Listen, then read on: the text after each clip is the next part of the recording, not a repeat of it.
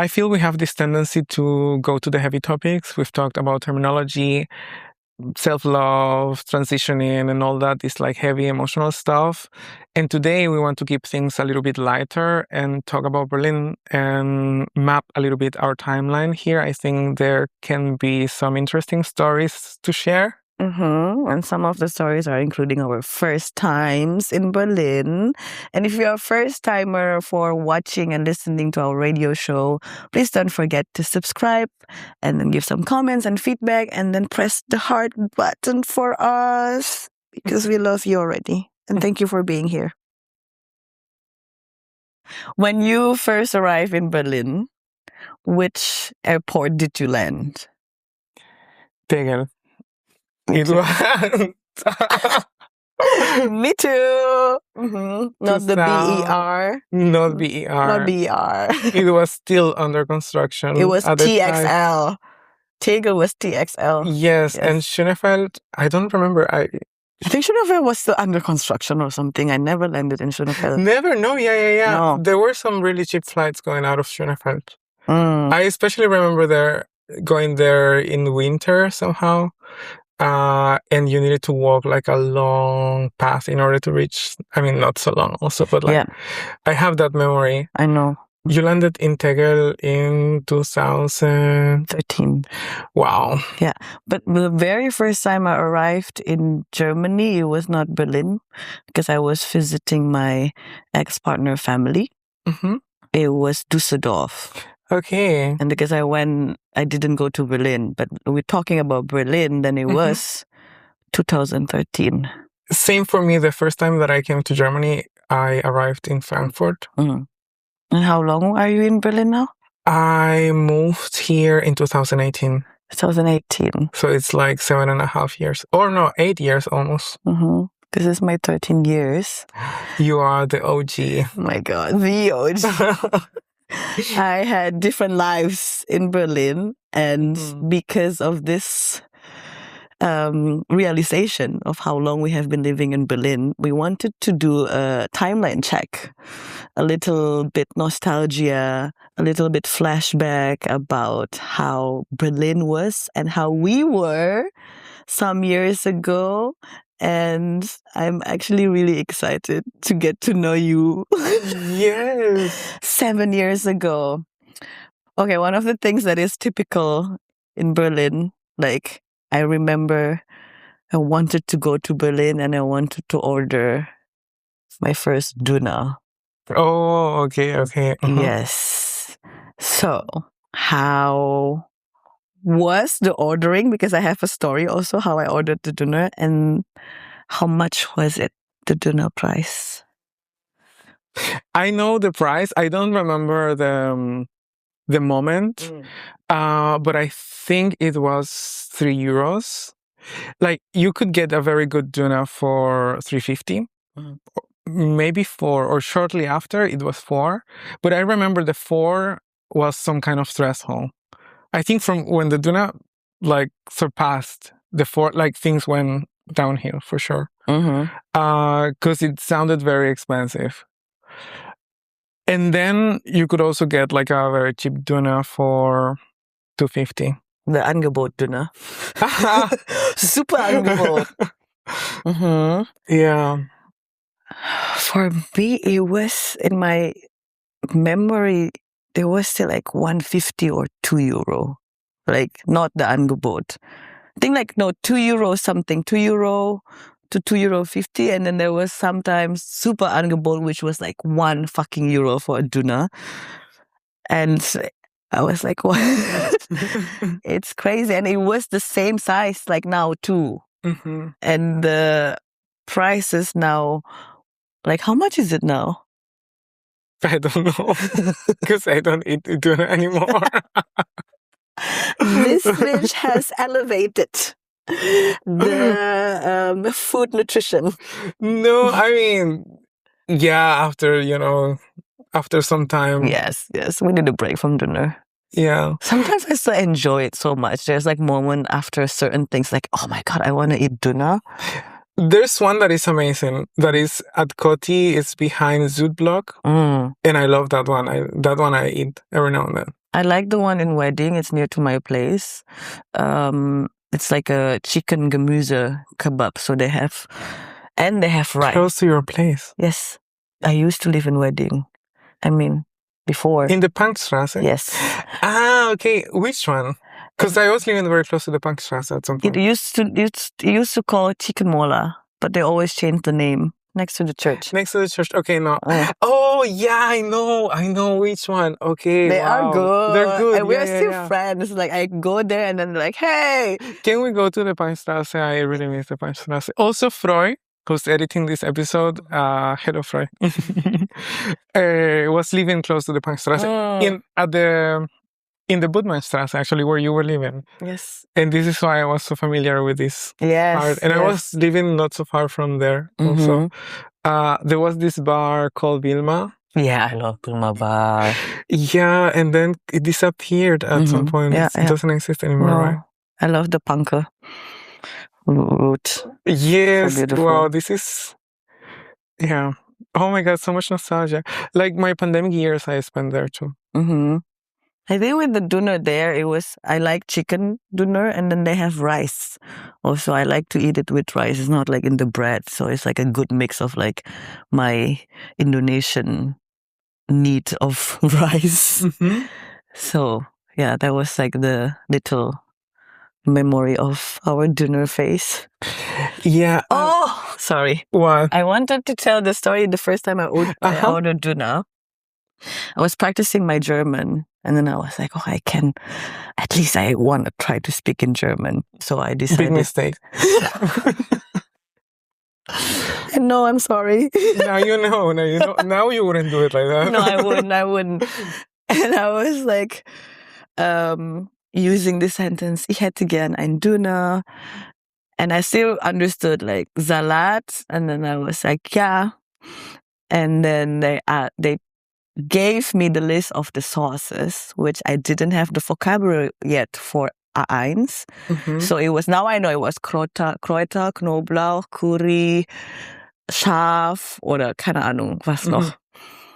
And I was so confused and I was just like, nix. I just know ja und nix.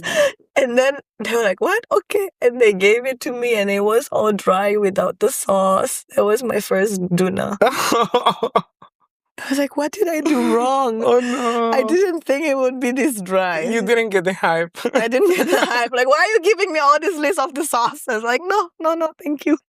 Oh no. Yeah. Oh. Another thing that is very ingrained in my memory is the prices at Risa.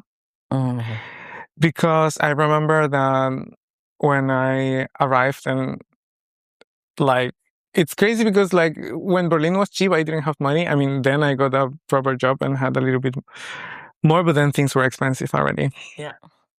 And then when I arrived, I remember that I would buy a Risa combo. And then I would eat lunch and dinner with this combo for €4.70 or something like that. 2 meals a day, yeah. Yeah. You know how much it is now? I know. You know? I'm a fan of Risa. Okay. It's around 12. You know which one it is? It's the one that has like the pieces and then like some wings, some like boneless wings. I have the classic one. I order always the chili wings and then the chicken cross. I think that's a bit too. Like menu, you know. Yeah. That's the one that also has the salad thingy. Like a coleslaw. Okay, that's the one. And we always cook rice at home. Do you eat it with rice? I had it at your place already. The day you moved. Yes. It's our food, Risa. Oh, thank you, Risa. Thank you for your service. This episode is sponsored by Risa. This should be our goal to be sponsored by Risa. Do they have like shirts also, Risa? We can. My God. I think we can work something else. Yeah. Partying. Oh my God. Did you know that I used to be straight? You have a past. I have a past that I thought I used to be straight, so I went to like straight parties. And the first club that I went, it was with my kommilitoninnen from my German school, language school. And then they took me to Matrix. Do you know the club? That says everything. I don't even know. And it was, I think it is still under the Warschauer Straße.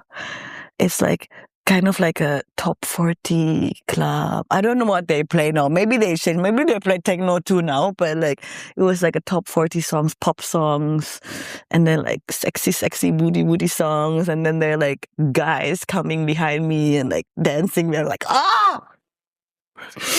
Oh my God. That was not fun, but I went there just once and not anymore. It was weird. Which club did you go? Since I didn't have much money, at the beginning I think I was only going to soli parties, and I just remember like going to house projects and random places to party and have like €1 beer or something like that. Sometimes even less than that. Sterni beer. Sterni beer.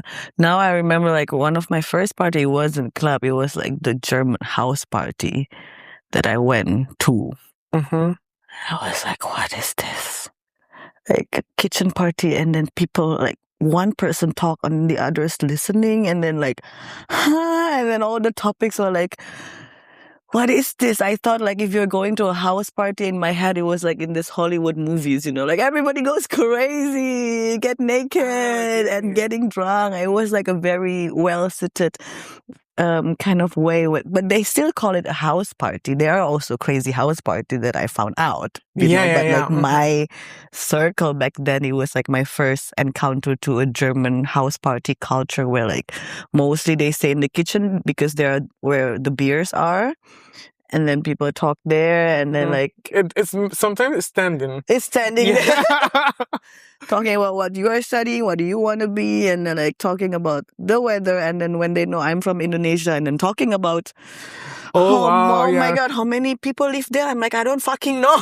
Like they want to know facts about They only ask, so you say you don't know, so they can tell you. Right? Exactly. So there was like this kind of house party of the Germans. Did you have that? Yes, oh my God, no. I need to, oh my God. So, you know this friend that I told you from the German left? He was not actually German, but that's not important. He was still like European. And there was this girl who was his roommate. It's just like a German yoga girl, kind of. Yeah, who went to Latin America at some point or something like that. And they organized a house party. And she came up and set up some kind of cacao ceremony. And she was the protagonist. Like it was like she officiated the ceremony, right? And it was like very performative and I don't know, intense. And I was like, what the fuck? You know, like I was like, what is happening, you know? And then like she gave cacao to everyone. And then at the end, she said that that you needed to pay. Because cacao was very expensive in Germany.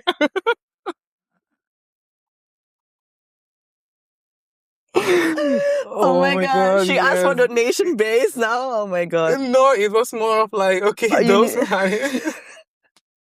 And this was the same girl who told me in an interview to be part of her WG that if I wanted to live there, I had to buy organic vegetables because this was very important for her. This is like similar when German people starting to find tempeh as their vegan food. Like tempeh in Indonesia is actually like food for, they're very healthy and they're very cheap. And it's seen as like food for poor people, you know, like when we have chicken, then we have money. And then here they made it as like a vegan trend that they cook stuff with tempeh. And then it was like €5 a bowl, a tiny bowl. And they didn't know how to make it. It was just like not tasty. And then like telling like, oh, tempeh is this, like you can eat vegan, blah, blah. And I think this is also the understanding of food relationship. Like for them, it's becoming a white veganism of like, this costs more, and then this is organic, this is bio, and it's from soya, fermented, blah, blah. But then our relationship with them is actually, no, it's different. And there is like a space for like judge for, oh, you are not. I was also in the face of like when vegan Berlin scene being in my environment, that there was like more discussion of like how much reducing the meat, and then they started to have this relationship with tempeh. I'm like, when I want to eat my chicken, I will eat my chicken, and then when I want to eat my tempeh, then I cook the way we cook it, you know. It's, don't tell me how like this is a good vegan ersatz alternative, you know, like it's not an alternative for us. Mm-hmm. This is also one of the things that's happening. Why are we going there? It's interesting. Wow. Yes. Since we're here already, yes, it gets worse actually. Tell me. Because, you know, like, I guess wanting to have organic vegetables, I guess like in some context is okay. Also, if you know, I don't know, I have my opinion, you know, but like maybe that's something that you want in your baguette, that's okay. But I think the thing here is that they knew me because her roommate was my friend. And this guy had been in Nicaragua and was aware of the political situation. And I had just arrived in Germany because of political reasons too, or like forced by the situation. And I literally didn't have where to live. I was living at my office. And she knew that too.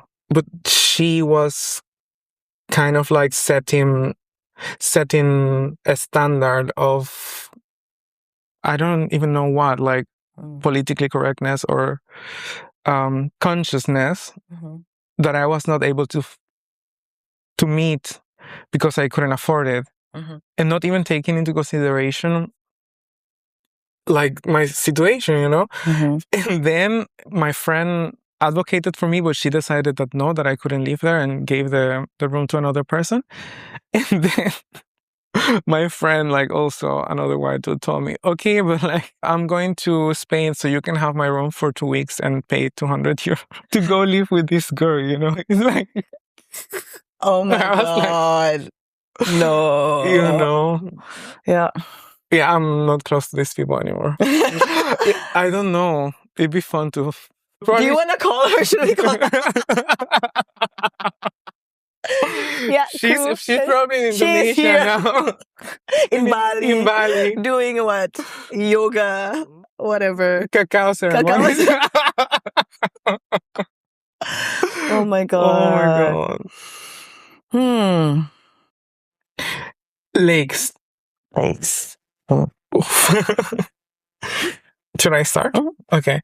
I arrived in summer and I had this friend that kept telling me, we're going to go to the lake. Right.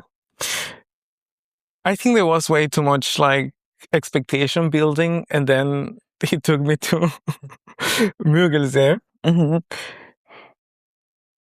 I remember I was like, are we going here? This is where we're gonna swim. And because like, I don't know, coming from the Pacific, you know, and the lagoons that we have are blue, you know. I know. And he was like, but in Nicaragua, I know there are like some like grayish, greenish lakes. And I was like, yeah, we don't swim in those. This is what my experience as well with like lake and blue water and not non-blue water in Germany. I started au pair when I moved to Germany, and then my au pair family like live in front of a lake. It was like, okay, but then they took me to Ostsee and they say it's a beach. It's not the beach in my head that is like Indonesian beach, you know, we're island people. I have like tricky questions. I don't know, you don't need to answer it, but like I experienced discrimination in my own homeland, definitely. And like as an au pair. No, in Indonesia. But like the first encounter of like racism in Germany that I didn't know it was racism. It was just like certain questions and like certain understanding about Asian people that I wanted to share, but also like ask you if you wanted to share like your first racism, your first micro racism experience, because they still put it like it's a micro racism. It's a little racism. Yeah. What do you think? I could think of some because I need to see which one I choose. Yes. But you start. I remember, going to lake, going to beach, and then I was putting sunscreen. And then some people are like, you need sunscreen? Like, you can get sunburn? Like, the understanding of like, yes, my skin can also get sunburn. It wasn't in their awareness of like, but then they were like, but you're dark already. Like, no, I can still get irritation. So there was one of the... Or burned. Like, yeah. And like, what? You need sunscreen? So it was... Damn. Okay, let's start with the vanilla ones. There was this time that I was talking on the phone while waiting for the bus, and then the bus came. I went in, and I was sitting somewhere in the middle of the bus. So like there was some distance between the driver and me. And then I was talking on the phone. I think it wasn't loud.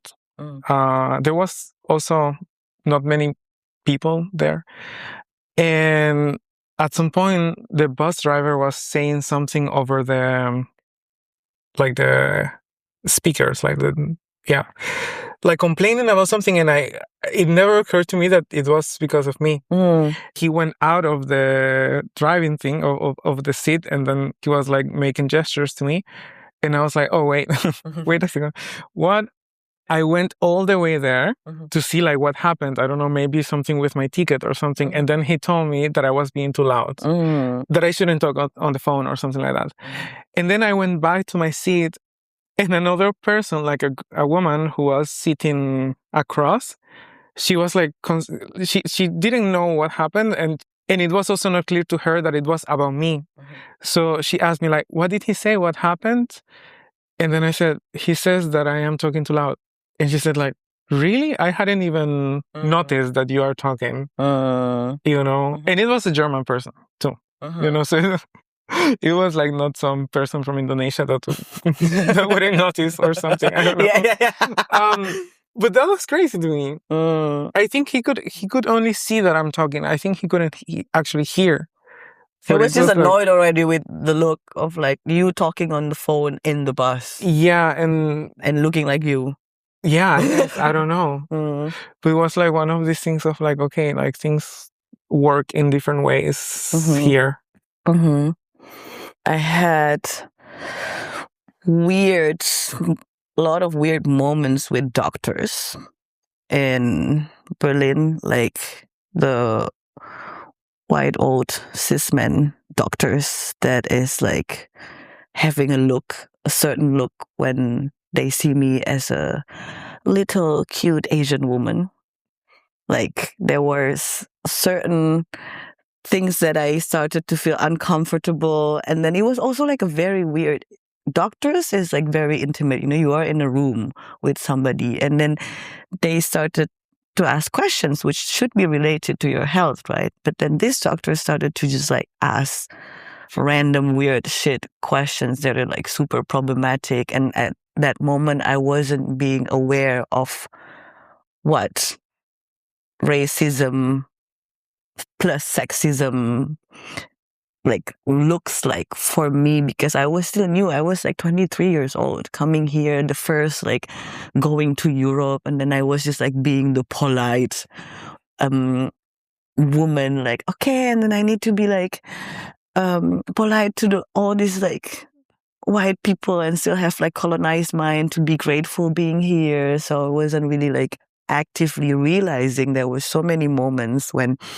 they crossed the boundaries and asking like, first, one of the things that they ask often is like, yeah, where I'm from. And then when I say I'm from Indonesia, and then they're connecting it into a Muslim country and then asking why I'm not wearing a hijab. What? And also, you should say like, why aren't you? That's not true. That there's like the relationship goes there. And also asking what am I doing here? And they see my name is like a little bit different because I took my ex-husband name. And then I said I'm married. And then like they started to ask about what is my husband doing? What is his job?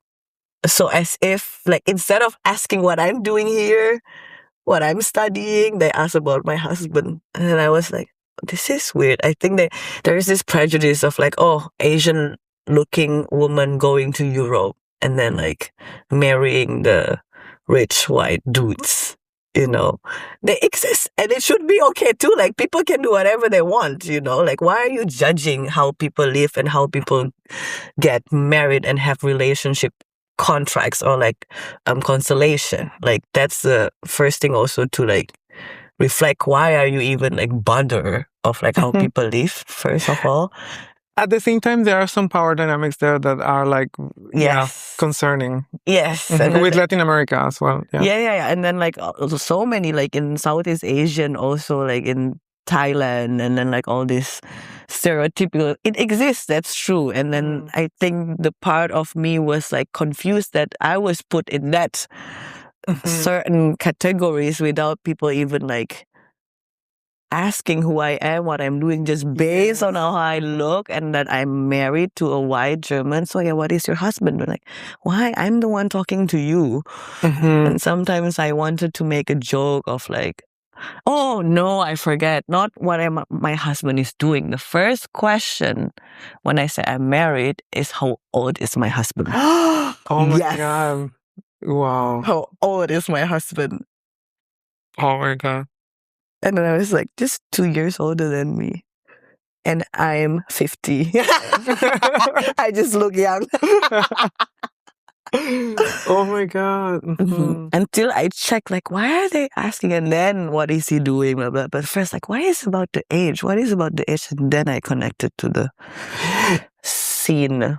To me, this is very crazy because I have the feeling, I mean, we're talking about stereotypes here.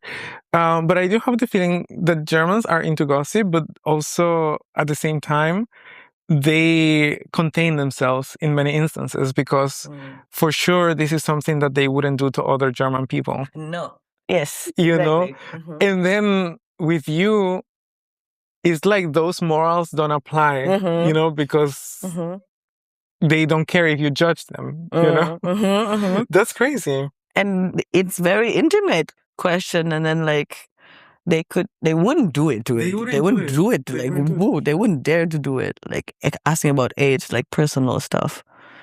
And I was like, okay. I see. Wow. No. To think about. To think about, yeah. There's one thing that happened right after I arrived in Germany at Tegel in 2018. Some friend picked me up with her German boyfriend. And I had flown for like 30 hours, and I was also in a very vulnerable state because I was coming from, like a very tense political situation back home, and also because of it at the same time. They brought some things like so I could eat a banana among them. Mm-hmm. So then I took the banana and I tried to eat it. And this guy told me, "Oh, you opened it the wrong way."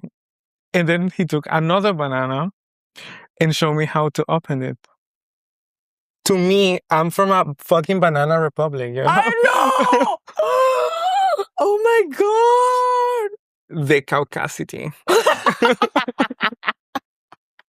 Yes. Oh my God. Yes. Wow. First hour in Germany. Wow. I know. The caucasity. How did you react? I don't know. I was dead. I was Yeah. I just opened it as I had opened it my whole life. And the thing is that bananas in Nicaragua, like, it doesn't really matter because the peel is so soft. You know that that you can just like peel them. It's like really whatever. Maybe I think there's like one end that people would do it more often, but it's not important. And more importantly, if there was a correct way, I wouldn't go around like checking how people open their bananas, No. Yeah. That is so weird.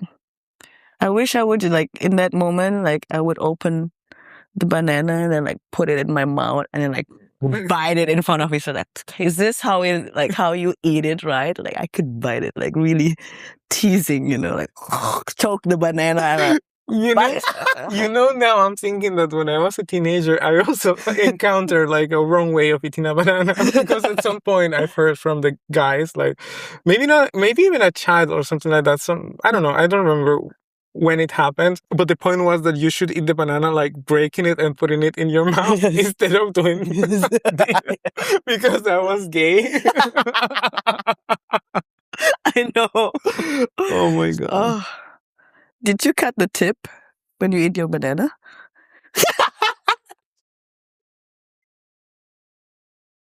So we've been talking about one of our first experiences coming to Berlin, which clubs, parks, lakes, and also certain micro, whatever, that measurement of racism that we experience. Let's go to the heart. First dates in Berlin. Do you have something to share? I was catfished at some point. You know what that means? Yeah. The person, yeah. You look confused. No. I was like, what? Yeah. Yeah, at some point I was just like texting. Oh my God, this was Tinder back in the day. Texting with some guy in his 30s, allegedly. And we met at some point. I don't know, he seemed like a very nice person. I liked him. And then we met and he looked like very, very, very different. Oh. And the conversation was just like so uninteresting because oh my God, I hope I don't give it away, but like he was just telling me that he had just released a book with recipes with the Wasserkocher. Like all recipes is like things that you can do with the Wasserkocher. Oh wow. Yeah, I guess. Yeah. Did you read it? Did you? No, there was not a second date. Oh my God. Okay. Yeah. Did you mention that she looked different than the picture? No. Or it was too weird to mention that? It was too weird, I think. I just didn't. I don't know. Yeah. Yeah. Now I'm curious to know yours. I had my first date actually not. So I came to marry too, right? So I was married. And you know about my tea. on my divorce. Until we opened the marriage, when I realized, like, okay, there is something more in this straight woman body. Allegedly. So we opened the marriage, and then we explore our queer journey. And that's when I started the dating, because I was not available, I was like... Not in the market. Yes, I had my ring, and I downloaded okcupid. Okay. I wasn't on Tinder, I was on okcupid. That's great. I don't know. I didn't know okcupid. Yes. Back in the day. Back in the day. okcupid. And then it was my first online dating ever also, like meeting some guy. And long story short, it was also my first one night stand. Gasp. From online dating. I was like, oh my God, you are so brave. I was like, okay, let's go. I wanted to try it out. And to be fair, like, until now, I still have the memory, because sometimes they're like one night stand that like gave me a certain new perspective. And it was just like a very cathartic moment, because it was the first time that I was not with my husband. There was like a new version of myself that these people just like saw me on the daily, didn't know about my background and everything. Why? Like, right? Like, just let's go. And then I found out about my king through this like first one night stand. Which is? Being called a good girl. Oh, this journey transitioning from that. I was like, oh my God, what is this? That was some years ago. Now I'm a good anything, not only a girl. So yeah, that was my first date, to find out that I was a good girl. Oh my God, now I want to know more. Should we take it off camera? Yes, we're gonna talk about some kink off camera. Okay, the secret episode. The secret. So, this was a very interesting episode, very fluid, very improvised, and I liked it. Me too. It's nice to have a little flashback and a little lightness and humorous way of seeing Berlin. Yeah.